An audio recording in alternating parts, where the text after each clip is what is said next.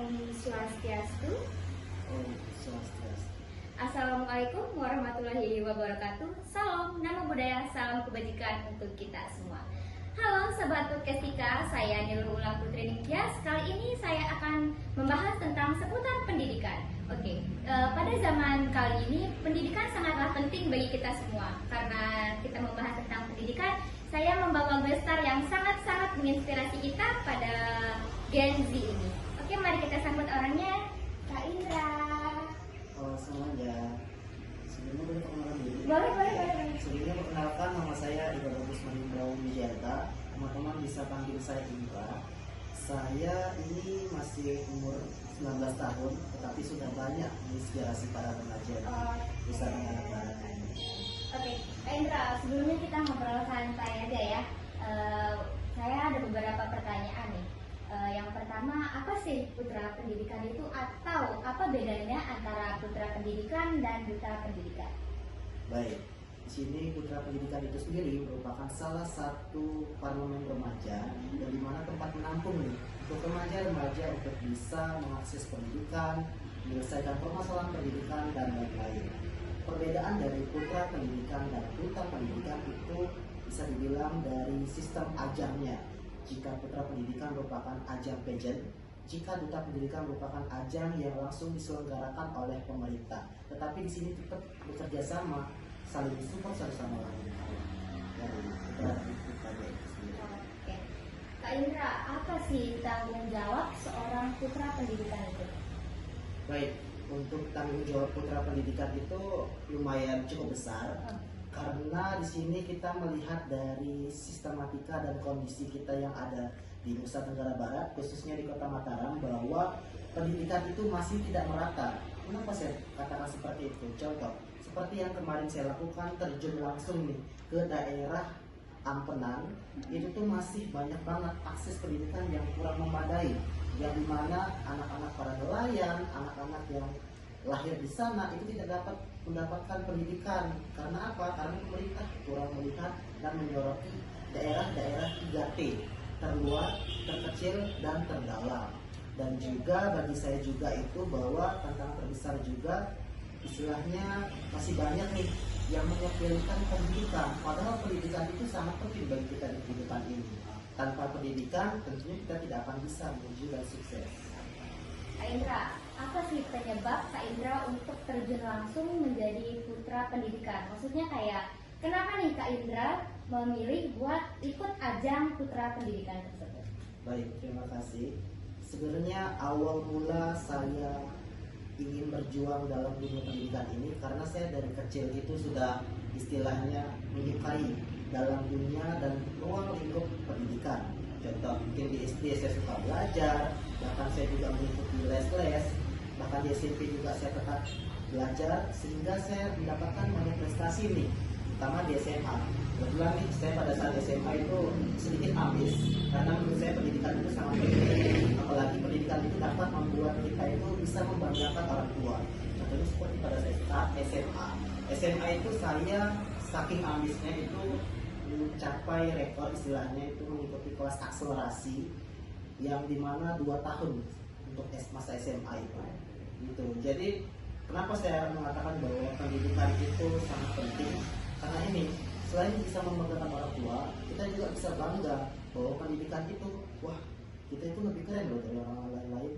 Tapi yang kerennya itu bukan hanya karena penampilan, hanya karena kita kaya atau miskin, tetapi pendidikan inilah yang menyokong kita bahwa kita itu bisa bangga dengan pendidikan apa yang kita raih.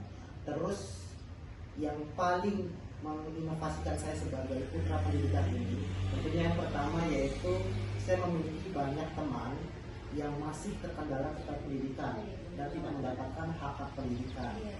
Maka dari itu saya sebagai winner putra putri pendidikan Nusa Tenggara Barat tentunya akan membantu teman-teman saya, keluarga saya untuk bisa mendapatkan semua pendidikan, baik itu pendidikan secara yang kecil, menengah maupun atas. Oke Kak Indra, selama Kak Indra mengikuti seleksi putra pendidikan, apa tantangan terberat Kak Indra atau saingan terberat Kak Indra pada saat mengikuti seleksi putra pendidikan itu? Baik, sebenarnya tantangan yang sangat berat, yaitu kita harus bisa menghadapi diri kita sendiri. Kenapa saya bilang seperti itu? Karena jika kita belum percaya sama diri kita sendiri, tentunya kita tidak akan bisa melaju ke babak selanjutnya. Contoh, mungkin kita masih grogi, tidak percaya diri, itu yang membuat kita bahwa saya bisa nggak sih mendapatkan itu, saya bisa nggak sih mencapai hal itu.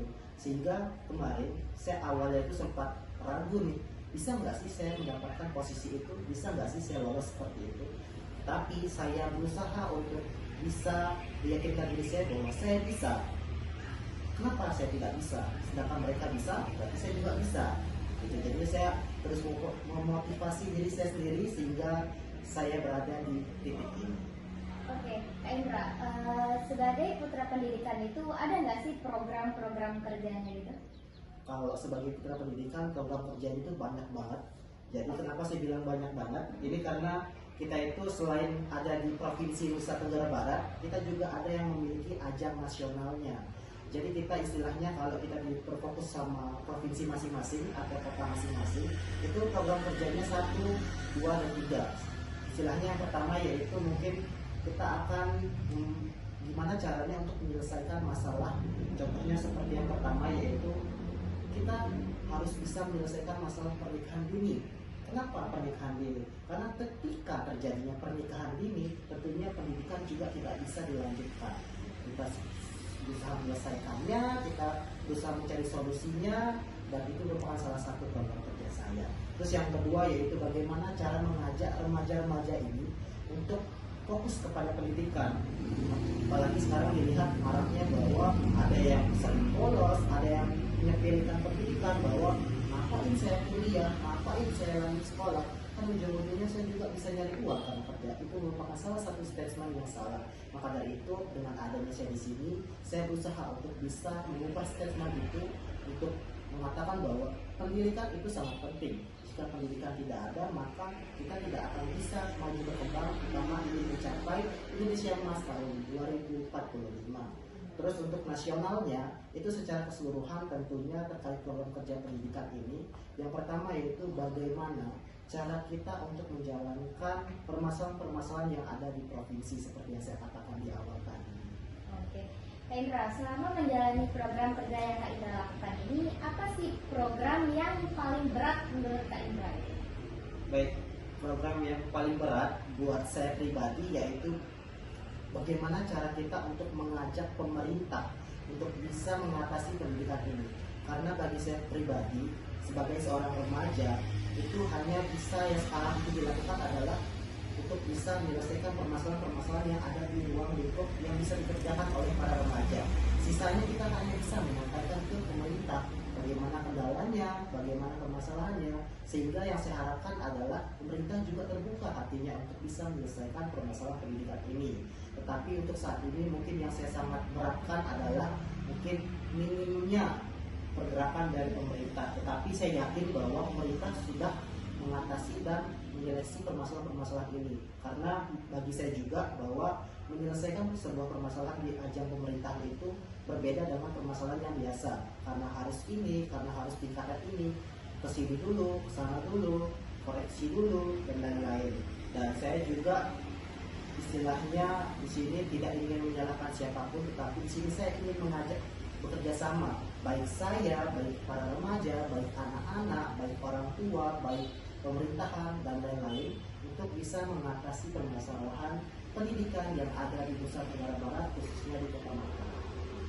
Indra, sekarang kan lagi marak banget nih kasus pernikahan dini, apalagi kemarin ada yang viral tuh ya, yang umur 15 tahun. Menurut Kak Indra, gimana sih caranya kita untuk mengurangi yang namanya pernikahan dini itu? Gimana program kerja Kak Indra sebagai putra pendidikan untuk mengurangi kasus pernikahan dini itu? Baik, itu pernikahan dini kemarin yang sempat viral, itu saya juga sangat-sangat terkejut sama teman-teman saya bahwa jika sudah terjadi yang namanya pernikahan dini, sangat disayangkan pendidikannya pasti akan terhambat. Dan saya sebagai putra pendidikan Nusa Tenggara Barat, apa yang akan saya lakukan? Saya memiliki dua sistem yang namanya konselor sebaya dan pendidik sebaya. Oke, saya akan jelaskan. Konselor sebaya yaitu bagaimana cara kita pendekatan kepada para korban atau para yang akan kita dekatkan itu untuk mencari tahu kenapa sih dia bisa nikah di umur 15 tahun, apa penyebabnya, kenapa dia bisa memilih jalan tersebut. Terus yang kedua, posisi saya sebagai pendidik sebaya itu menasihatinya, memberikan jalan keluar, bahkan memberikan edukasi-edukasi bahwa kenapa kamu tidak boleh menikah dini, kenapa pernikahan dini itu harus dihindari. Karena kita tahu bahwa jika terjadinya pernikahan dini, selain berpengaruh sama pendidikan, itu sangat banyak pengaruhnya. Yang pertama yaitu dari mental, fisik, persiapan fisik terutama pada wanita, itu bagaimana terjadinya jika dia hamil di bawah umur, terus mentalnya di mana, apakah dia sudah siap untuk mencari uang, apakah dia sudah siap memiliki anak, bahkan di pendidikan sendiri. Jika saya lihat untuk yang di kasus-kasus di Provinsi Nusa Tenggara Barat dan provinsi yang lain, itu ketika ada seorang siswa SMA maupun SMP yang menikah, itu pasti akan dikeluarkan dari sekolahnya. Kenapa seperti itu? Karena yang pertama, penyebab dia dikeluarkan dari sekolah sebenarnya bukan hanya sekolahnya yang langsung mengambil keputusan bahwa dia harus keluar dari sekolah. Tidak, tapi ini salah satunya yaitu mental. Bahwa gimana mental seorang siswa-siswi itu setelah melakukan pernikahan dini, apakah dia kuat mengenai komentar-komentar oleh teman-temannya bahwa dia itu hamil, dia itu pernikahan padahal umurnya masih di bawah umur. Jadinya dia tidak siap dengan mentalnya hingga dia keluar dari sekolah. Itu yang masih kita selesaikan sekarang, sehingga kita masih ingin mencari solusi yang sangat-sangat benar untuk permasalahan pernikahan dini.